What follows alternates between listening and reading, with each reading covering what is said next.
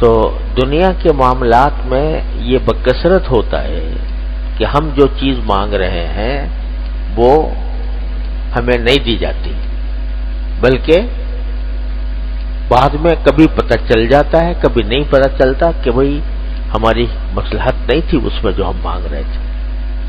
اب میرے ساتھ تو پتہ نہیں کتنے واقعات ایسے پیش آئے ہیں کہ جو مانگا اور بہت الحاح و زاری سے مانگا، یا اللہ دے دے، یا اللہ دے دے، یا اللہ، بہت مانگا، نہیں دیا اللہ میاں نے۔ بعد میں پتہ چلا کہ اگر دے دیتے تو میرا کیا زبردست نقصان ہو جاتا۔ تو بعض دفعہ پتہ چل جاتا ہے۔ ایک مرتبہ میں ایک جگہ جانا تھا تو اس کے لیے میں دعا بہت مانگتا رہا، اور دعا بھی حرم میں مانگتا رہا کہ یا اللہ میری یہ سیٹ بک کرا دیجئے، میری یہ سیٹ بک کرا دیجئے، اور میں چلا جاؤں۔ نہیں ہوئی اور نہیں جا سکا۔ افسوس بھی ہوا کہ اتنی دعائیں مانگی لیکن وہ سیٹ نہ ملی، یا مذہب میں نہیں جا سکا۔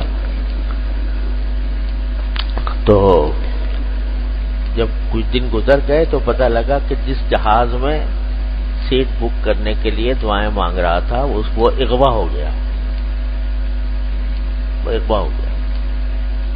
تو بندے کو کچھ پتہ نہیں ہوتا، وہ مانگتا رہتا ہے بیوقوف، کہ دنیا کے معاملات میں مانگتا ہے کہ مجھے یہ دے دیجئے، مجھے وہ دے دیجئے، اور وہ اس کے حق میں ہوتا نہیں فائدہ مند۔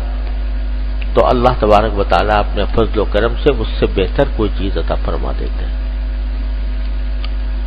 دنیا کے معاملات میں تو یہ ہو سکتا ہے کہ ہم جو چیز مانگ رہے ہیں وہ ہماری مصلحت کے خلاف ہو، اس لیے نہیں دیتے اللہ تعالیٰ۔ لیکن اگر بندہ صدق دل سے، سچے دل سے اللہ تعالیٰ سے دین مانگے، دین کی بھلائی مانگے، صدق دل سے، سچے دل سے، تو ممکن نہیں ہے کہ اللہ تبارک و تعالیٰ رد فرما دے۔ کیوں؟ اس لیے کہ وہاں یہ نہیں کہہ سکتے کہ بھئی یہ دین کی اچھائی اس کو اگر ملتی تو یہ اس کے حق میں برا ہوتا، وہاں یہ بات نہیں کہہ سکتے۔ اگر یہ کہتا ہے بندہ کہ یا اللہ مجھے دیندار بنا دیجئے، یا اللہ مجھے تقوی دے دیجئے، یا اللہ مجھے اتباع سنت کی توفیق دے دیجئے، تو کیا یہاں یہ ممکن ہے کہ اللہ تعالیٰ یہ کہے بھئی تیرے حق میں اتباع سنت مناسب نہیں ہے؟ کہہ سکتے ہیں؟ یا یہ کہتے ہیں کہ تیرے حق میں تقوی مناسب نہیں، ہم تجھے تقوی نہیں دیتے اس لیے کہ وہ تقوی تیرے حق میں فائدہ مند نہیں ہے؟ یہ ہو سکتا ہے؟ اس لیے کہ تقوی تو سارا قرآن بھرا ہوا ہے کہ تقوی بندے کو اختیار کرنے کا حکم ہے۔ تو اگر بندہ تقوی مانگ رہا ہے اللہ تبارک و تعالیٰ سے تو ناممکن ہے کہ وہ نہ دے۔ ہاں ایک صورت ہوتی ہے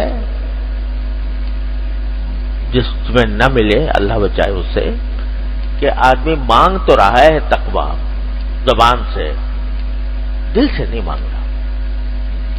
دل میں یہ خواہشات ہیں کہ یا اللہ میں تو ابھی بہت عمر پڑی ہے، اس میں بہت ساری خواہشات ہیں، بہت سارے منصوبے ہیں، تو وہ بھی مجھے پورے کرنے ہیں، وہ خواہشات بھی پوری کرنی ہیں، تو ان کے بارے میں سوچتا رہتا ہے اور اپنی طرف سے قدم کوئی بڑھاتا نہیں تقوی حاصل کرنے کے لیے۔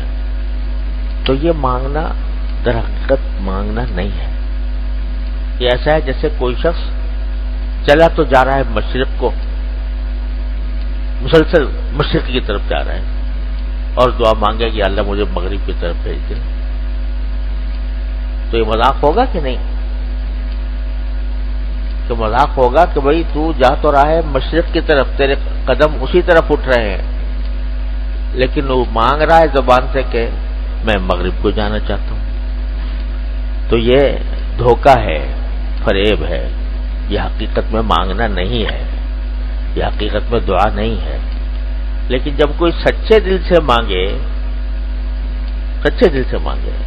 کہ اللہ مجھے تقوی دے دیجئے، اے اللہ مجھے اتباع سنت عطا فرما دیجئے، مجھے دینداری عطا فرما دیجئے، مجھے اپنے رضا کی زندگی عطا فرما دیجئے، تو ممکن نہیں ہے کہ رد ہو، ملے گی، ضرور ملے گی انشاءاللہ۔ اس لیے ہمارے اکابر جو ہیں انہوں نے ہمیں بار بار جو تلقین فرمائی ہے وہ یہ ہے کہ بھائی یہ دعا مانگنا کبھی نہ چھوڑو کہ اللہ مجھے اپنا بنا لیجئے، اللہ مجھے اپنا قرب عطا فرما دیجئے، اللہ مجھے اپنے قریب کر لیجئے، اللہ مجھے تقوی عطا فرما دیجئے، اللہ مجھے اتباع سنت عطا فرما دیجئے، اللہ مجھے گناہوں سے بچا لیجئے۔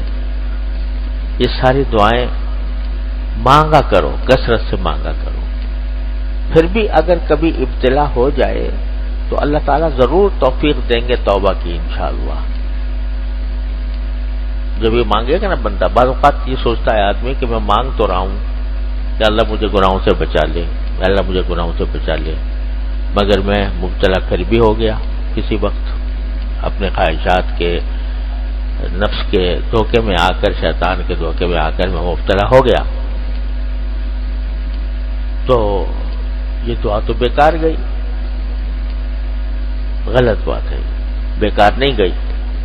وہ دعا اگر سچے دل سے مانگی تھی تو اس کی برکت سے تمہیں توبہ کی توفیق ہوگی، استغفار کی توفیق ہوگی، اللہ تعالیٰ کی طرف رجوع کی توفیق ہوگی۔ یہ نہیں ہو سکتا کہ گناہ کرتے جاؤ اور اس توبہ کی توفیق نہ ہو، استغفار کی توفیق نہ ہو۔ تو اللہ تعالیٰ اگر اصطلاح دے دے کہ بھائی گناہ تم سے سرزد ہو گیا، تم نے استغفار کیا، تم نے توبہ کی، تو ہم نے تمہیں مورد بنا دیا اپنی ستاری کا، اپنی غفاری کا مورد تمہیں بنا دیا، تو مقصد تو حاصل ہے۔ مقصد تو کیا ہے؟ مقصد اللہ تعالیٰ کی رضا ہے، مقصد تو اللہ تبارک و تعالیٰ کے ساتھ تعلق قائم ہونا ہے، مقصد تو اللہ تبارک و تعالیٰ کی خوشنودی حاصل ہونا ہے۔ وہ اگر گناہ کر کے توبہ کر کے مل جائے تو مقصد حاصل، اور گناہ کیے بغیر مل جائے تو مقصد حاصل۔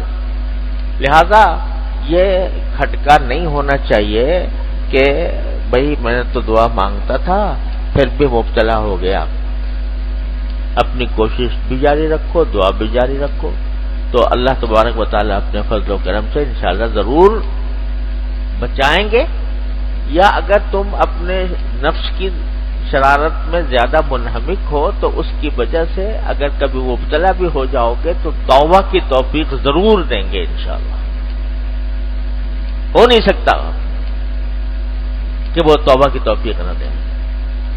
اس لیے جو بات دین کی مانگی جائے اللہ تبارک و تعالی سے، اس کے بارے میں کبھی نہ سوچنا کہ وہ قبول نہیں ہوگی، وہ ضرور قبول ہوگی انشاءاللہ۔ تو اس لیے اللہ تبارک و تعالی نے جہاں جہاں جو دعائیں قرآن کریم میں تلقین فرمائی ہے جن کا تعلق دین سے ہے، تو وہ ساری ایسی ہیں کہ ضرور قبول ہونے والی۔